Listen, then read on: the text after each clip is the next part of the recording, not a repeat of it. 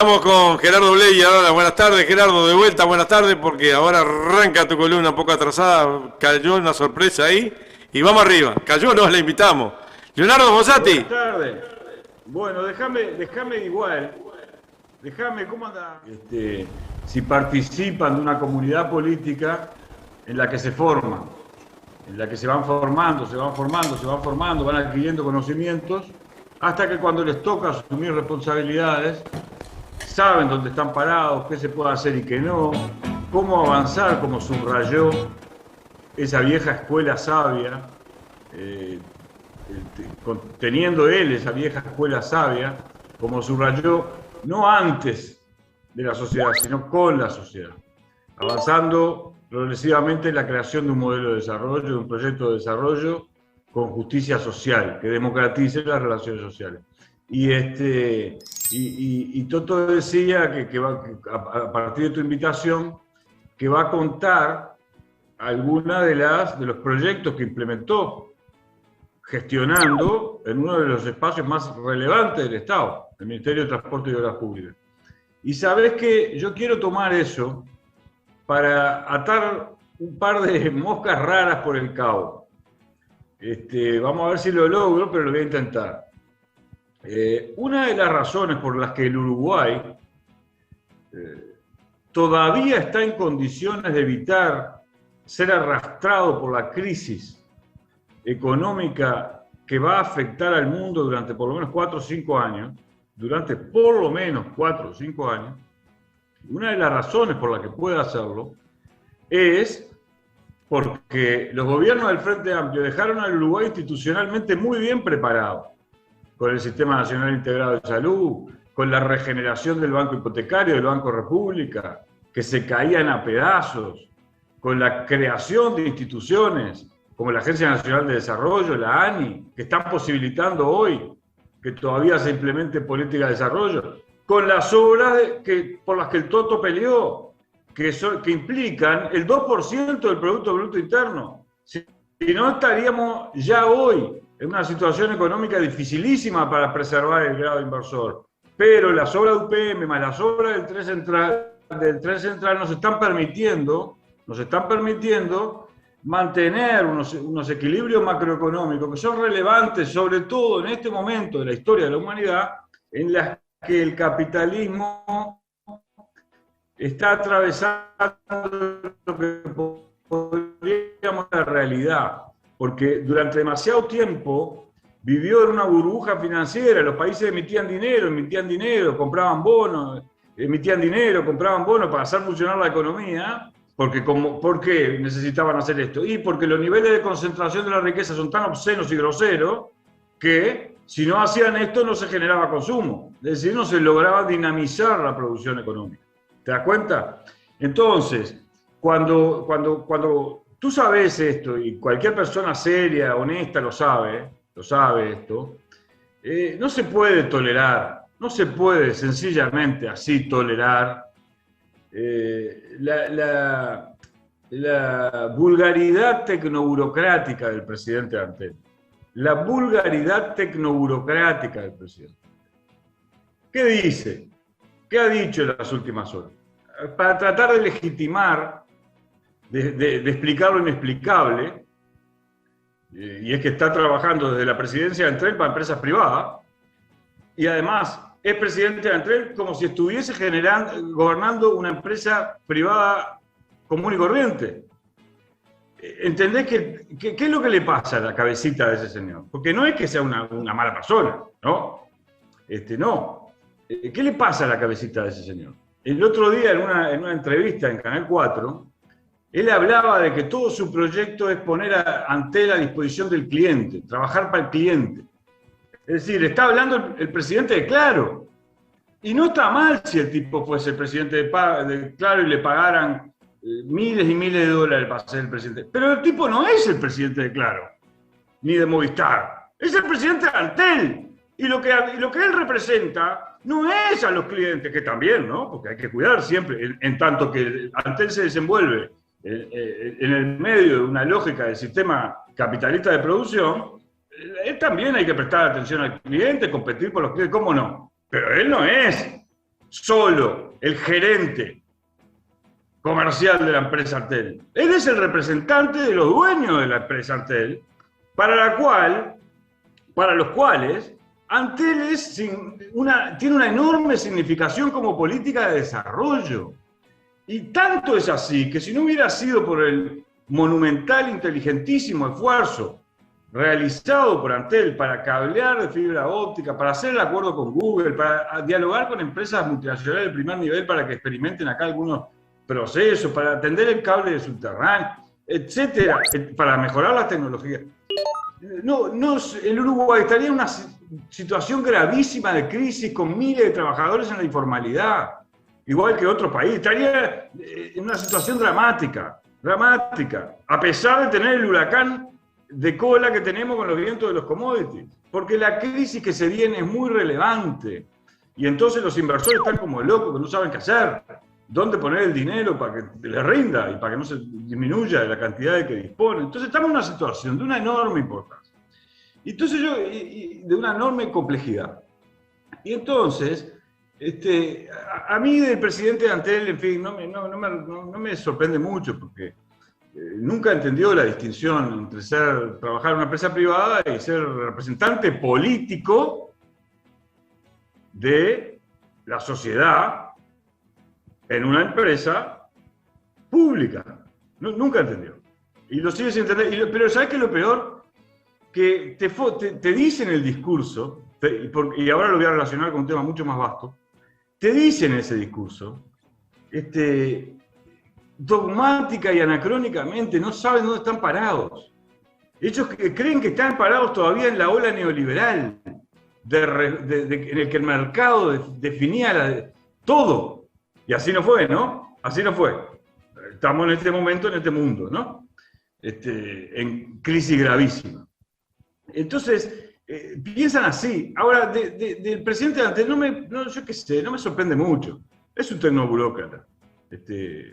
Que, bueno, con alguna capacidad de gerenciamiento. Pero me sorprende mucho el presidente de la República. Porque el presidente de la República, una vez que llegó a ser presidente de la República, también tiene que inquietarle cómo lo van a recordar, cómo va a quedar en los libros de historia. Porque además representa una familia patricia de la política. Y entonces me sorprende mucho. Me sorprende mucho porque además el presidente tiene esa aptitud de observar, mirar, escuchar, pero se ve que está escuchando siempre a los mismos tarados, eso que hace la comunicación neogebeliana, con la que tienen comprados a todos los canales privados que les escriben el libreto de lo que tienen que decir y lo dicen exactamente como llega en el libreto. Entonces capaz que se metió en una burbuja, pero es raro porque el mundo está ahí. Entonces vámonos de Uruguay un segundo. Uno ve hoy la reunión del G7, de ayer, y las decisiones que están tomando las élites europeas, y ahora se van a reunir en la OTAN, y se observa tan claramente que todas las decisiones que vienen tomando en los últimos 5 años están orientadas a consolidar el poder de las corporaciones capitalistas más importantes de sus países, es decir, su capacidad de influencia en el mercado mundial y en el establecimiento de las reglas de juego de la economía mundial, tan obsesionados con ello, y nada más que con ello, que ¿a quién le van a hacer pagar las cuentas del despilfarro neoliberal y de la obscena concentración de la riqueza? Y la emisión monetaria descontrolada y la vulgaridad tecnoburocrática de esa aristocracia tecnoburocrática que es la élite que gobierna y actúa inercialmente. Porque ¿qué tiene que hacer? Tiene que hacer lo que tiene que hacer, trabajar para esas corporaciones. Por eso empecé con el presidente Antel. Porque si no, deja de estar en la élite. Entonces, toda esa cosa que se cae a pedazos, porque está siendo desafiada, ¿por qué está siendo desafiada? ¿Se acuerdan que en el programa pasado hablábamos de las 3 grandes fuerzas que están interviniendo? ¿Por qué está siendo desafiada? Porque si no, se quedan con el control del mundo, con la riqueza del mundo, a cualquier costo, pasando por arriba de la naturaleza, de las necesidades de los seres humanos, Y ahí dejan al 80% del mundo, entre los cuales nosotros, que nadie sea tan tonto de creer que va a subirse a ese barco, porque si tenemos recursos naturales necesarios y no tenemos un país cohesionado, con una cultura de convivencia democrática y sobria, inteligente, con una gran altura intelectual de los liderazgos políticos, nos compran todo.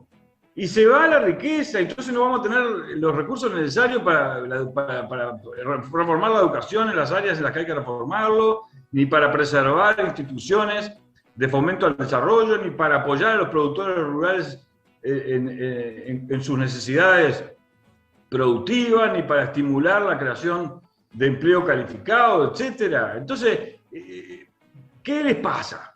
¿Qué les pasa? ¿Son nada más que cipayos que trabajan para intereses extranjeros? ¿Esos son? ¿Esa poquita cosa son? ¿Egoístas? ¿Mezquinos? ¿Que no ven lo que pasa a su alrededor? ¿En todos los países de América del Sur? ¿No les interesa nada? ¿Qué tienen en la cabecita? ¿Son computadorcitos programados desde otro lugar? Con software livianitos, acríticos, porque ganan bien, nada más que por eso. No salen a la calle, van nada más que de Punta Gorda a Punta del Este. ¿Por qué no recorren los barrios humildes del Uruguay? No, igual te corrijo, Gerardo, ahora tienen que cruzar Boulevard y Rivera para ir a la Torre Ejecutiva. Sí, un rato, sí. No, pero vos sabés que y lo mismo, miren que lo mismo pasa en Europa, por eso yo quería atar las dos moscas, y en Estados Unidos, ¿no?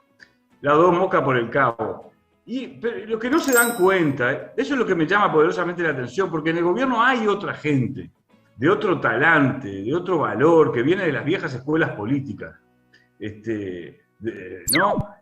Que el concepto de nación tenía una significación de comunidad espiritual, de cómo nos cuidamos entre todos para que todos nos elevemos, tanto material como espiritualmente. Entonces, es incomprensible que todavía estén ahí, ¿sabes? Incomprensible, salvo que tengan pavor a las reacciones populares, que se van a reaccionar, pero no van a reaccionar todo el mundo. En Uruguay podemos evitar una crisis grave, podemos. ¿Por qué? Porque el Frente Amplio, Toto Rossi, le dejó a UPM una inversión, una de las más importantes de la historia del país, el Tren Central, otra de las inversiones más importantes del país, toda la generación de conocimiento y saber para lo que están haciendo.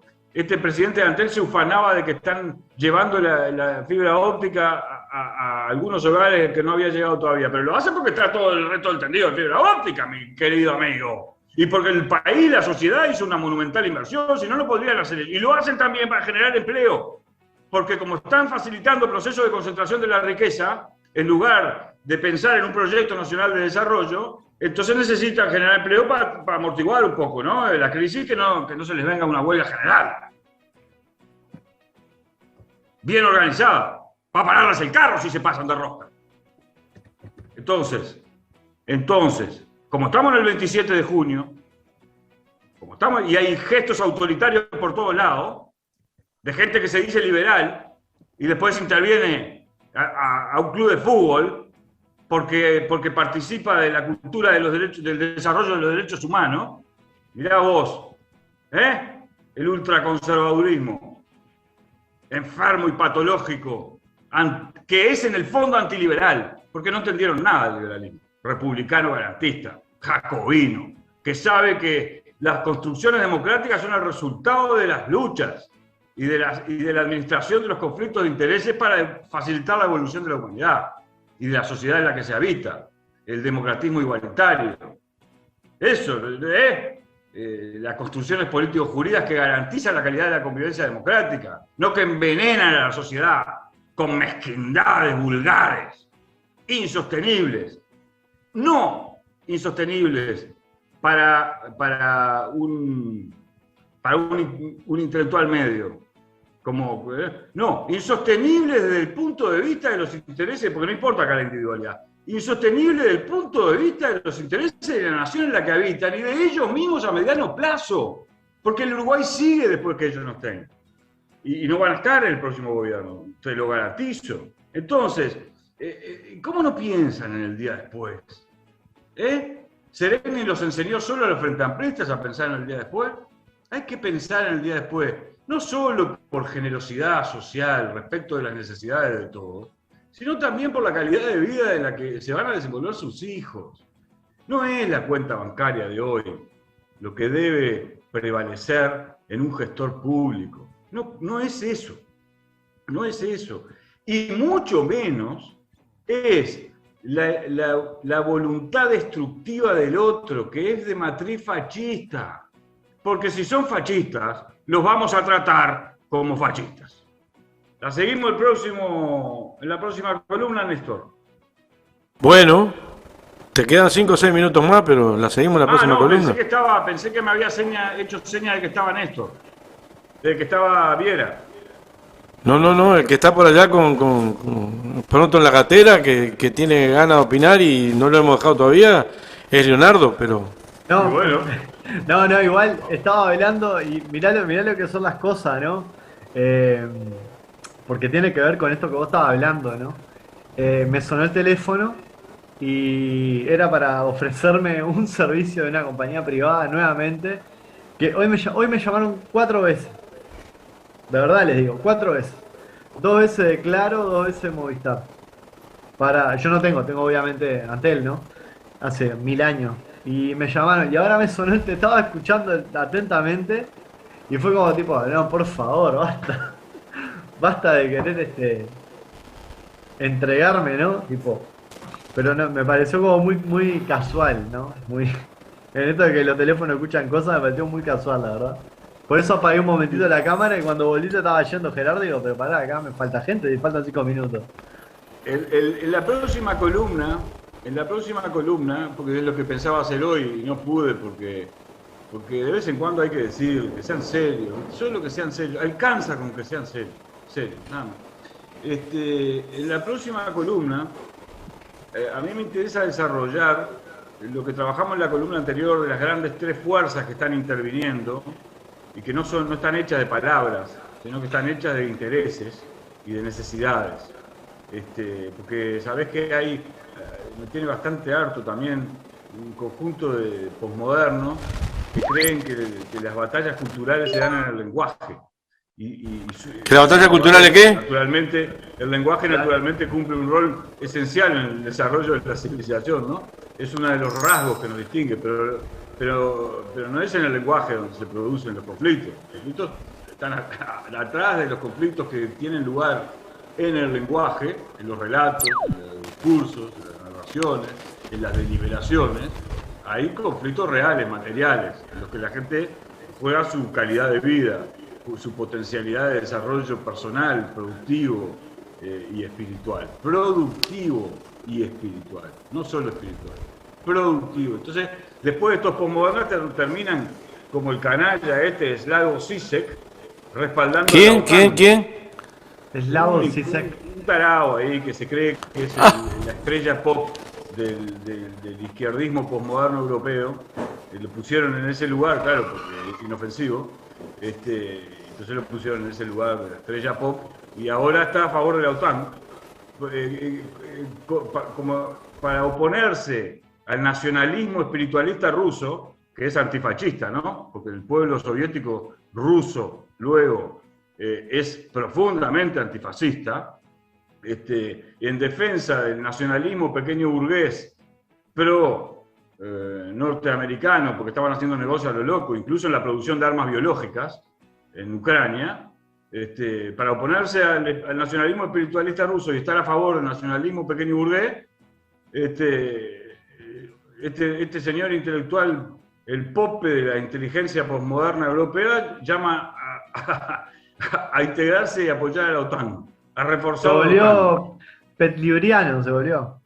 No, una maravilla, ¿no? Una maravilla. Es que en el fondo, y ahí un día de esto voy a hablar de la venida de Pablo Iglesias, que me cae bien como persona, pero que participa también un poco de este discursito posmoderno, porque toman de un pensador peronista posmarxista, que una cosa rara que se llamó Laclau, y que pretendió tomar algunas cosas del marxismo y algunas cosas del nazismo, del teórico nazi del derecho, y entonces ahí, en fin, yo qué sé, es una catástrofe. Para que me están llamando y no puedo atender, naturalmente. Disculpen que dejé el celular abierto. Y entonces me mandaron una canción, fíjate vos. ¿Me entienden? Entonces yo quiero hablar de eso, ¿sabes? Es un tema, ¿por qué no hablo yo? Porque es un tema muy complicado. Son temas teóricos muy difíciles, pero me dejas hacer una apreciación importante, porque no vamos a tener mucho la pandemia y la guerra y la situación mundial, que es enormemente grave, no nos dejó el tiempo en la izquierda a reflexionar problemas teóricos que teníamos que haber tenido, severos y duros. ¿Por qué? Porque el marco conceptual con el que una fuerza de izquierda participa de la actividad política es esencial respecto de su capacidad de desenvolvimiento, de su capacidad de desarrollo, de la inteligencia con la que se prepara, diagnostica y produce política. Si tú te parás con un marco conceptual que no contempla todos los componentes dialécticos de la vida, del mundo de la vida, sino solo unos, los que menos conflictuales son, aunque parecen conflictuales, porque hablan de batalla cultural, yo qué sé, se tiran libros por la cabeza entre ellos, ¿no? Pero dejaron de hablar de lucha de clases, ¿no? En fin, y así, ¿no? Lucha de intereses. Subliman el lenguaje y entonces viven en el lenguaje. Y en el lenguaje podemos hacer cualquier cosa, naturalmente, ¿no? Pero después en la vida real, el lenguaje no le da de comer a los indígenas ecuatorianos, ¿sabes? ¿Sabes? Sí, sí. No le da de comer a los indígenas ecuatorianos. Terminan siendo tan estructuralistas que terminan siendo estructuralistas del lenguaje. Sí, exactamente, porque fosilizan las cosas, ¿sabes? Y entonces te dicen una cosa y una apreciación contundente que no tiene ningún sustento, al final de cuentas son tan dogmáticos como el dogmatismo stalinista que pretendieron superar mediante este procedimiento ridículo y posmoderno, que no tiene nada que ver con las necesidades del 80% de la humanidad. Entonces al final terminan siendo tan mezquinos y egoístas como los tecnoburócratas que trabajan para las corporaciones capitalistas, que por lo menos trabajan un salario, se enriquecen ellos y aunque les importa un carajo el resto de la humanidad. Pero esto dicen que les importa el resto de la humanidad y les importa también un carajo el resto de la humanidad, que habitan ahí en su primer mundo londinense, ¿no? Entonces hay que darles con un caño un día de esto, y eso lo voy a hacer aunque sea difícil entender para algunos telespectadores. Yo trataré de simplificar los conceptos, pero hay que hacerlo. Un día hay que hacerlo, porque no nos podemos equivocar en el marco conceptual con el que participamos de los procesos, de la riqueza plural y dialéctica del marco conceptual con el que participamos de los procesos de transformación de la sociedad. Pienso que a veces... Pará, que la pudrí y te va. Pienso que a veces los márgenes para comprender que nos quedan, es esto que vos decís, no nos permite salir de este mundo para poder bajar a otro. O sea, y no para bajar en el sentido como si alguien fuera un iluminado, sino que las discusiones se están dando en niveles que no permiten comprender la realidad inmediata o no permiten que la persona comprenda la realidad inmediata de lo que sucede. Que es algo quizás que pasa al revés en otro esquema de pensamiento donde vuelven corrientes con un avance fuertísimo, como por ejemplo el regreso de los libertarios, que nunca se fueron, pero que ahora están volviendo, y claro, porque generan un esquema de comprensión tan inmediata de la realidad de las personas, ¿no? Que uno lo puede aprender, ¿no? Como rápidamente, que hace que claro, mientras Zizek sacó, yo le digo en un caño a Zizek cuando sacó un artículo de la pandemia en el Sopa de Wuhan, hablando de que era la muerte del capitalismo de la pandemia, una cosa así, un delirio cósmico que publicó ahora ahí. Ahora llama a defender el capitalismo, con la OTAN, con las armas de la OTAN. Claro, una maravilla, sí. Que en ese momento era como, tipo, me acuerdo que lo leí el artículo y comentábamos con gente conocida, decíamos, ¿cómo va a plantear que la muerte del capitalismo, una pandemia que está cristalizando, o sea, es contemporáneo, o sea, está cristalizando, ¿no? nuevas configuraciones del capitalismo. O sea, ¿en qué momento te lo plantea como la muerte de, o esto va a mostrar ¿no? Claro, evidentemente va a pintar otro escenario, ¿no? Más real del mundo sometido a la doctrina del capital, ¿no? Eso sin duda, pero la muerte no va a ser ni por lejos, de hecho no lo es. ¿Sabés lo que les pasa? ¿Sabés lo que les pasa? Un día vamos a dedicar una columna de esta enterita y me tenés que ayudar ahí porque es un tema que hay que trabajarlo con tal nivel de honestidad intelectual que a veces hasta a lo bruto puede parecer, ¿no? Pero lo que les pasa es que, y le pasa a ellos y le pasa a los neofascistas, ¿no? Y a los ultraderechistas conservadores. Durante 40 años vivieron de farra literalmente, y pensaron que el proyecto de transformación democrático radical de la sociedad había llegado a su fin, el fin de la historia, ¿no? Y ahora ven todo lo contrario. Ven que no está pasando eso, que los pueblos empiezan a tener necesidades que los obligan a salir del sentido común de todos los días, ese que los lleva a levantarse tempranito, trabajar, ir a ganar un sueldito sin someter a crítica a nada, sin entender dónde están parados, sin desarrollar su conciencia de clase, su conciencia cultural, su conciencia humanista. Que era lo que parecía que pasaba durante los 40 años, último, ¿no? Y ahora mirás Ecuador, mirás Colombia, mirás todo el mundo, también ves y te das cuenta que no,